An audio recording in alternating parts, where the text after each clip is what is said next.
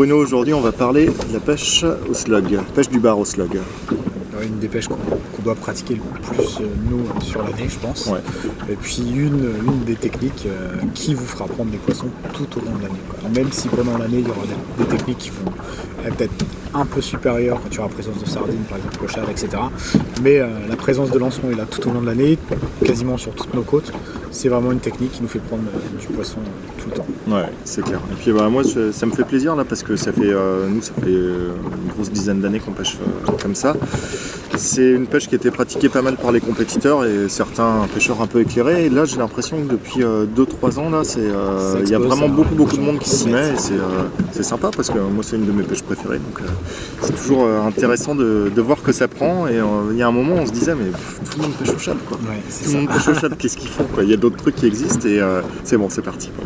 C'est parti. Et puis, en fait, je pense que les pêcheurs se sont rendus compte qu'il y a moyen de prendre tout autant de poissons au slug et surtout qu'il y a des moments de l'année et puis des jours qui sont un peu difficiles où au shad on fait pas grand chose alors qu'au slug il y a moyen de faire de belles pêches, quoi. Et je pense qu'aujourd'hui on est sur une journée un peu comme ça. Voilà.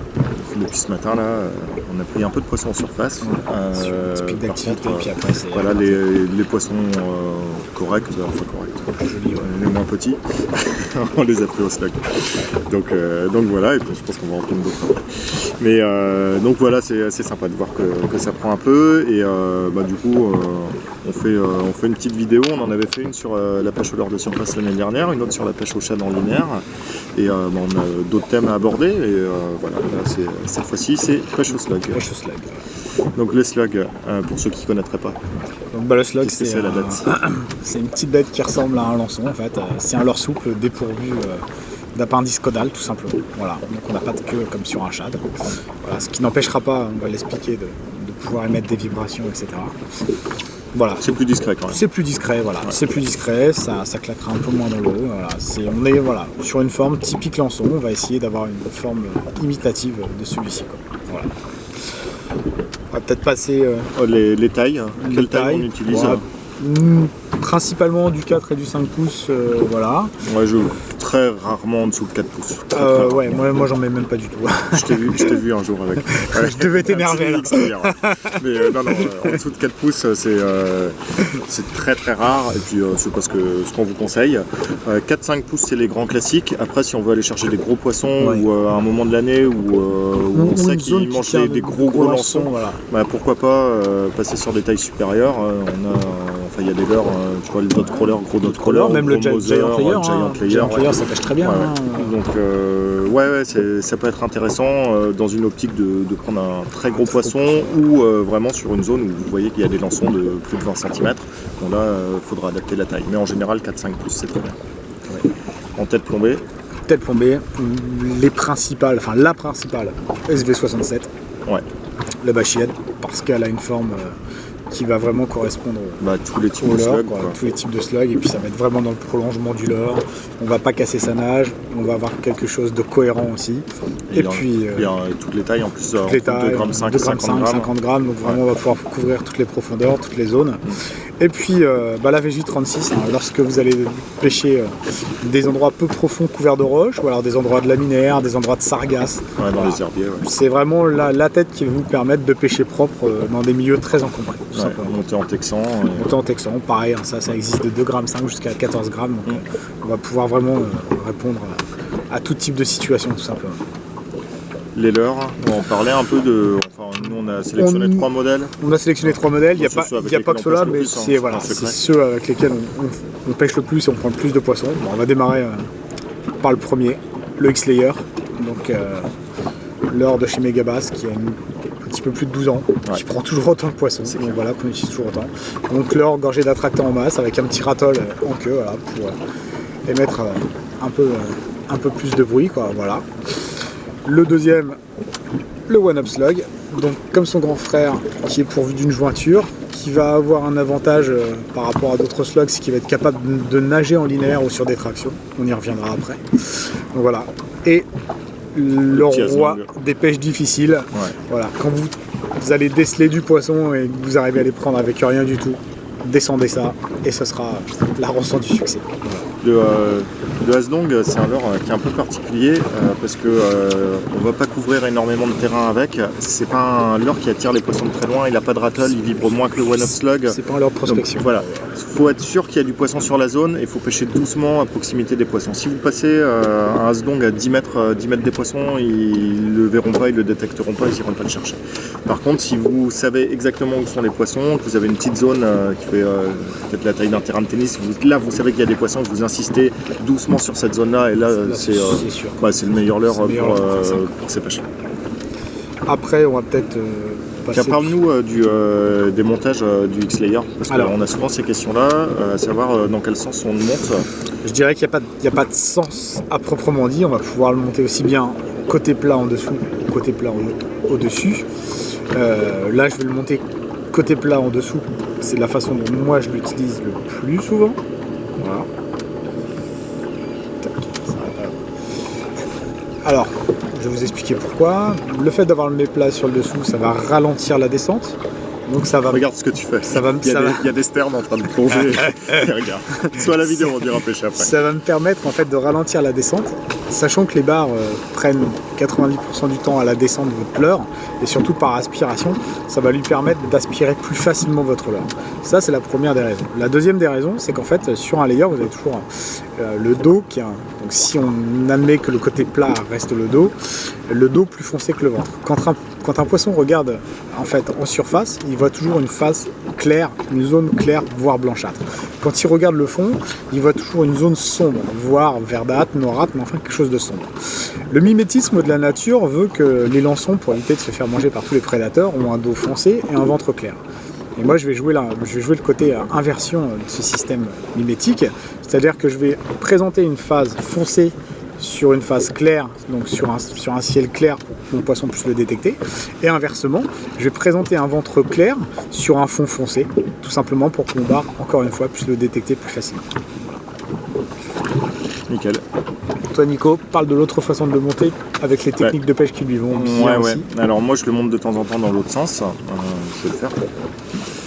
Dans l'autre sens, pour une raison, c'est que quand on le monte avec la face plate sur le bas, comme tu l'as fait, on va le forcer à descendre plus doucement. Là, si je le monte comme ça, il y aura moins de résistance quand il va couler. Comme la face là est un petit peu bombée et plus effilée sur le ventre, il va couler plus rapidement. Donc ça va me permettre d'aller plus rapidement chercher le fond. Donc moi, c'est une façon de le monter qui m'intéresse quand je vais aller gratter au fond, quand je vais aller pêcher vraiment sur le fond.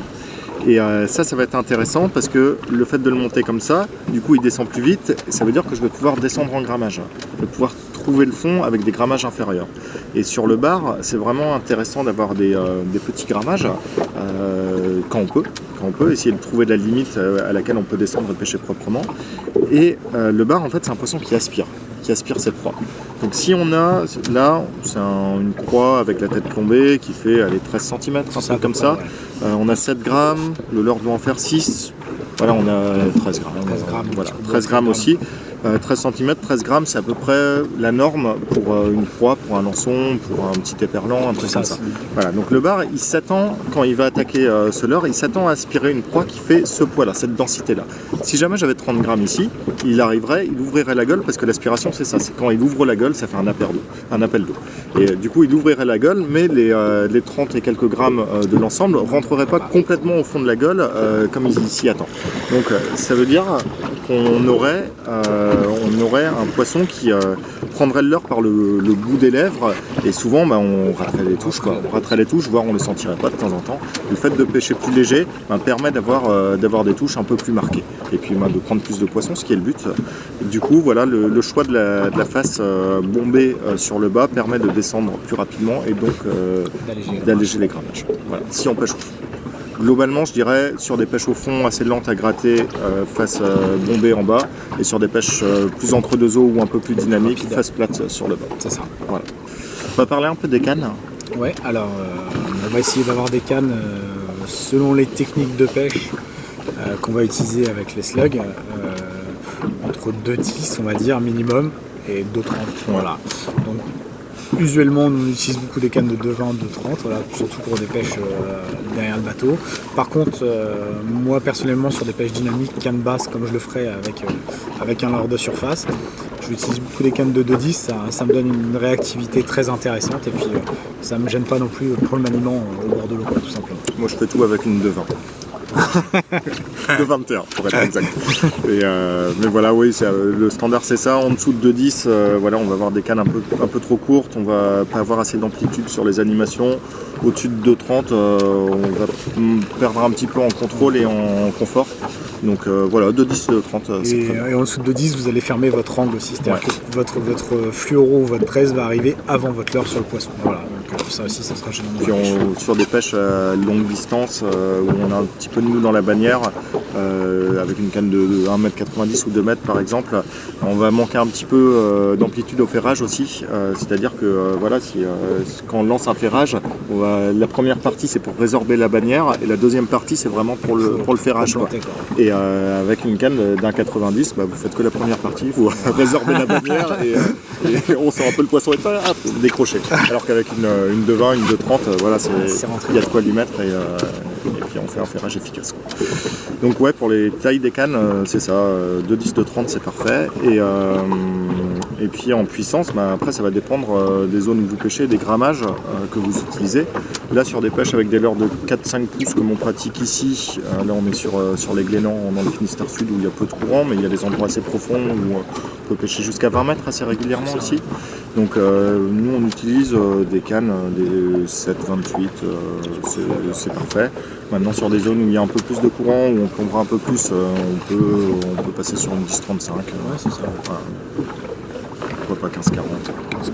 Sur des zones vraiment où ça pousse un peu plus, ou alors il y a des pêcheurs aussi qui sont plus en confort avec des leurres un peu plus lourds, même si comme je l'expliquais tout à l'heure, il faut essayer d'avoir le poil plus léger, mais c'est l'expérience qui fait qu'on se sent à l'aise là-dessus. Peut-être qu'il y a des personnes qui préféreront pêcher en 20 grammes, ça prend du poisson aussi, il n'y a pas de souci, et qui auront besoin d'une canne un peu plus puissante. Mais voilà, les standards c'est ça. 7,28 pour les personnes qui ont bien l'habitude et c'est parfait. C'est parfait.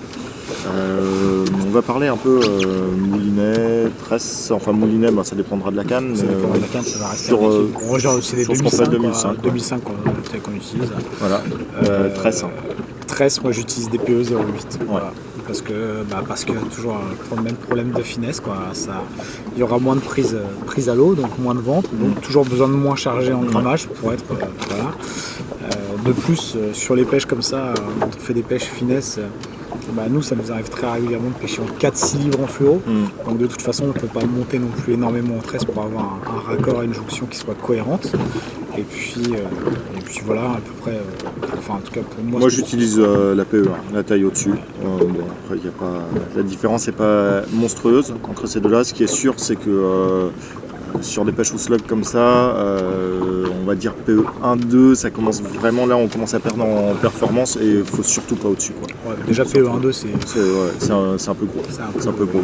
Mais 0,8 si vous vous sentez en confort et voilà, PE1 pour de la sécurité. Faut voir si vous descendez un peu en puissance de canne, moi j'en ai quelques-unes comme ça, canne 3,5, 14, je pêche en PE6, PE06. Ouais.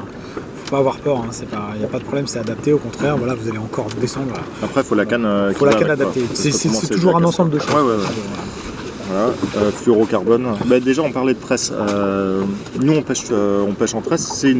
Il y a des pêches au slug qui sont possibles en nylon aussi à courte distance. Voilà, nous on parle de tresse, mais c'est tout à fait jouable en nylon sur des pêches où il n'y a pas besoin d'énormément de sensibilité, mais c'est jouable. Moi j'ai des copains qui pêchent en nylon et qui ont des très très bons résultats au slug aussi. Ça va bien, on va dire la pêche au slug, c'est une pêche où on essaie d'être le plus discret possible. C'est vrai que le nylon il colle aussi à cet esprit-là. Donc là les deux options sont vraiment ouvertes. Et en tresse, par contre, si on utilise de la tresse fluorocarbone, là on va mettre assez long et assez fort. Ah oui, là souvent j'entends des gens dire mettre 1,50 m, 2 mètres de fluorocarbone. Nous, c'est minimum 2 fois la longueur de la canne. Et ça, c'est vraiment le minimum. Donc si on pêche avec des 2,20, vous voyez, on a déjà 4,40 m. Ça nous arrive de mettre 6, 8, 10 mètres lorsque les eaux sont très claires et que les pêches sont difficiles. Voilà. C'est vraiment on n'hésite pas à monter sur... Mais oui, deux longueurs de canne, c'est le minimum. C'est le minimum, quoi, voilà. Et puis vraiment, on évite de pêcher au-dessus de 10 livres, à moins que ce soit encore, comme on le disait tout à l'heure, dans des zones profondes avec des poissons très actifs. Vous chargez un peu en grammage, dans ce cas-là, vous pouvez vous permettre. Mais en gros, on va dire 6-8 livres, c'est la bonne moyenne, quoi. Ouais. J'espère que vous avez vu. Oui, c'est bon. Donc voilà. Il y a un bateau qui est mis à l'ouverture. Et voilà, mais c'est bon, vous avez.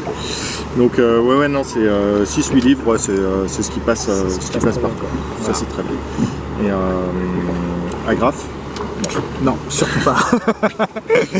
On reste toujours sur un terme d'efficacité et de finesse, on va pas rajouter des breloques pour faire du bruit, quoi, tout simplement. Ouais. Et puis risquer de choper toutes les petites algues en suspension en plus, enfin voilà, ça sera pas du tout adéquat à cette pêche. C'est vrai que l'agrafe, elle va accrocher un peu tout ce qui se passe. Voilà, même quand on passe dans les herbiers, dans les sargasses, c'est pas que les herbes en suspension, hein, même ça va s'accrocher au lieu de glisser, passer avec une belle action. Là, on va balader un bout d'algue dessus et puis c'est pas discret du tout. Ça apporte des vibrations qui sont pas utiles du tout. Donc voilà, non, à éviter. Et je pensais, on parlait de la tresse et du fluorocarbone, on disait voilà, 2 longueurs de canne, c'est bien. Par contre, ça demande un nœud, un nœud particulier. Donc ça, on avait fait une vidéo au Salon de Nantes. Donc je vais mettre le lien en dessous pour ceux que ça intéresse. Parce qu'il ne faut pas le faire avec n'importe quel nœud, quoi. Si on fait un nœud un peu grossier, ça passera mal dans les anneaux, ça va freiner le lancer, le nœud va s'abîmer. Voilà, donc on va pas efficace. Voilà. Je vais vous inscrire ça ici, vous cliquez dessus et vous pourrez aller voir l'autre. On enchaîne sur quoi? Sur les couleurs peut-être de l'eau? Ouais, on va enchaîner sur les couleurs. Donc, pour commencer, on va parler du layer. Donc, les couleurs vont être un peu différentes selon les régions. Par contre, sur le layer, on peut et on a constaté, nous, tout au cours de nos pêches, on pêche sur toutes les côtes françaises. On a de la chance, on sait. Ouais. Le Ayu et le Wakazagi sont... donc ça, c'est un Wakazagi. Hein. Vous voyez un dos verdâtre, un ventre très clair avec des reflets violacés. Nico va vous présenter le Ayu avec sa petite tache particulière ici. Ça, ce sont 2 coloris, voilà, c'est obligatoire à avoir dans ces boîtes, ça passe partout. Après, selon les régions, vous allez avoir des coloris qui peuvent très bien passer. Par exemple, ici, on est au Glénan, dans la chambre, le Pro Blue marche très très bien, marche merveilleusement tout autour des Glénans. Voilà, le layer bleu marche très bien. Chez moi, ça va être plutôt des layers un peu plus foncés, coloris watermelon ou alors coloris dark melon pepper.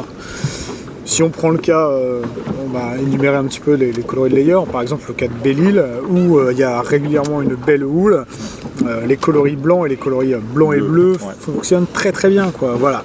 Donc vous aurez toujours des particularités à des régions. Par contre, sachez que si vous partez avec une pochette de Ayu, une pochette de Wakazagi, déjà vous en sortirez dans 95% des cas. C'est les deux à avoir absolument. Ouais. Après on s'adapte. Donc voilà, donc après, même chose sur le One Up Slug. Ici, le coloris du Finistère Sud, on va dire que c'est le Pro Blue. Je dirais de la Bretagne Sud, le Pro Blue, quoi. C'est vraiment le coloris qui fonctionne le mieux. Chez moi en Normandie, c'est pas le cas. Je dis pas que ça prend pas de poisson, ça en prend, mais ça vaut pas un coloris 58, un Grip on Shad qui fera beaucoup plus de poissons. Voilà. Donc tout ça étendu aux luminosités et bien sûr aux couleurs d'eau, bien évidemment. Et puis sur le Hasdong, moi j'aime bien ce petit coloris là, le Wakazagi. J'aime bien aussi quand il chasse un peu dans les sprats l'Aurora Shad avec les paillettes à l'intérieur. Et puis sur des pêches d'estuaire ou des pêches avec des fonds un peu plus sombres. Les coloris bruns, gobi. Ça fonctionne très très bien. Voilà. Super bien. Donc en gros, on voit qu'avec 2-3 coloris dans chaque slug, on peut pêcher quasiment sur toutes les côtes, quoi. Voilà. Et s'en sortir à chaque fois. Et puis là, on est, je tiens à dire un truc quand même, c'est qu'on est sur un bateau, mais on pêche tous les deux énormément du bord. Et le slug, c'est une technique qui marche super bien du bord aussi. C'est hyper efficace. Voilà. C'est hyper efficace. Voilà, faut pas penser que c'est juste pour la pêche en bateau. D'ailleurs, on va parler un peu des animations et des différentes pêches possibles avec les slugs. Alors, moi, une animation que j'aime bien utiliser sur le slug, c'est pas la seule, mais j'aime bien pêcher, ce que je disais tout à l'heure, type lors de surface, walking the dog, c'est-à-dire que je vais avoir la même animation sur ma canne basse, sion vers l'eau, très rapides, des enchaînements de coups de sion avec une récupération linéaire au moulinet. En fait, ce que je vais effectuer, c'est que je vais rentrer dans mon leurre à chaque fois et le faire darter. Donc je vais le faire partir une fois à gauche. Au moment où il décroche, ça correspond à mon retour de moulinet, je lui renvoie. Il repart dans l'autre sens. Voilà. Donc ça va être plutôt pour des poissons entre deux eaux ou des poissons actifs, tout simplement. Ça, c'est vraiment des actions qui déclenchent les poissons. C'est une belle pêche de prospection. Il n'y en a pas beaucoup au slug. C'est la technique au slug pour essayer de trouver où sont les poissons actifs. Exactement. Donc ça, c'est vrai que c'est la technique à avoir, savoir-faire absolument. Et là, X-Layer. X-Layer, c'est vraiment parfait. Autre technique qui va bien avec le layer, mais qui va bien aussi avec le one-up slug, c'est pêcher loin derrière le bateau, très léger, et souvent dans pas mal d'eau. Là, c'est une pure technique bateau. La première que tu as présentée, ça peut se faire du bord aussi. Voilà, là, pure technique bateau. On se met en dérive, on se laisse dériver, et puis on laisse partir le leurre derrière le bateau, et on pêche assez loin, des poissons qui souvent sont assez calmes, qui sont au fond. Et comme ça, on arrive à les prendre vraiment avec des animations souvent qui sont douces, même si on les ponctue un petit peu de temps en temps. Toi, tu aimes bien faire des petites animations très sèches et laisser retomber, faire une bonne pause. Moi, j'aime bien faire de temps en temps une grande traction, surtout avec le one-up slug. Là, on le sent bien vibrer dans la canne, c'est vraiment intéressant. Mais la base de cette technique-là, même si on fait une animation de temps en temps, c'est des moments où on laisse le leurre évoluer proche du fond, sans rien faire. C'est juste le bateau qui le traîne. Et ça suffit. Et c'est des fenêtres d'attaque qui sont très faciles pour le bar. Et un poisson qui n'est pas forcément une grosse activité alimentaire ou qui est un peu en train de digérer, il va avoir une proie qui est facile à attaquer. Les animations, en fait, c'est juste pour que le poisson repère notre leurre, s'en rapproche, et puis après on lui laisse le temps de venir le cueillir tout doucement. Donc ça marche vraiment super bien, quoi.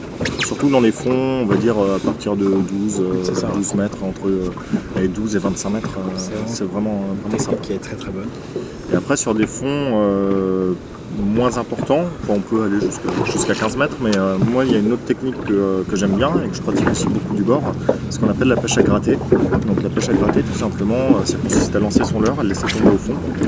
Donc si c'est des fonds propres, on utilise des têtes tombées classiques, comme les SV67 là. Et si les fonds sont un peu sales, on va juste passer sur la tête Texan, le J36, qui existe aussi dans des grammages importants. Et là, on va donc prendre un premier contact avec le fond. Et on va faire des petits bonds à son leurre, reprendre contact, faire des pauses, laisser le leurre poser, le redécoller. Et ça permet de prendre des poissons qui sont vraiment posés au fond, qui sont pas en activité non plus. Et il faut leur passer pas très très loin d'eux. Et on prend quand même pas mal de poissons comme ça. D'ailleurs, ce matin, les poissons que je prends au layer, c'est comme ça, assez doucement sur le fond. Et voilà, c'est une bonne technique à connaître, quoi. Donc voilà, je dirais les trois techniques principales pour pêcher au slug. Et puis on vous a fait une petite présentation du matos qui va avec. Je pense qu'on a fait à peu près le tour. On a fait à peu près le tour. Après, s'il y a des questions, comme tu le dis, il y aura toujours la possibilité. Ouais, en fait, il y a des commentaires, là, la vidéo, soit vous la regardez sur un lecteur intégré, soit vous la regardez directement sur YouTube. Sur YouTube, en dessous, il y a les commentaires. Donc, si vous avez des questions, vous les posez dans les commentaires, tout simplement. On va vous y répondre. Si c'est une réponse assez simple, on vous fera une petite réponse texte. Et si ça mérite un développement un peu plus conséquent, on fera une autre vidéo. Voilà, sur la vidéo. De toute façon, on en fait pas mal et puis on va continuer à en faire pas mal. Donc n'hésitez pas si vous avez des questions. Même si ça ne concerne pas cette technique-là, ça peut être des idées d'autres vidéos à faire. D'autres vidéos, des choses que vous aimeriez savoir. Voilà. Et puis même si vous avez de l'expérience, je sais pas, par exemple, vous n'êtes pas d'accord du tout avec nous sur les leurres, sur les couleurs. Pour nous, le X-Layer, c'est pas comme ça qu'il faut le monter. C'est pas du tout ces couleurs-là. Mais voilà, c'est pas une science exacte la pêche. Donc chacun a un peu ses avis. Et puis au contraire, si nous on peut en profiter et apprendre aussi quelques trucs et puis peut-être nous ouvrir des pistes de techniques à essayer, n'hésitez pas. Voilà, petit commentaire, et ça fait toujours plaisir.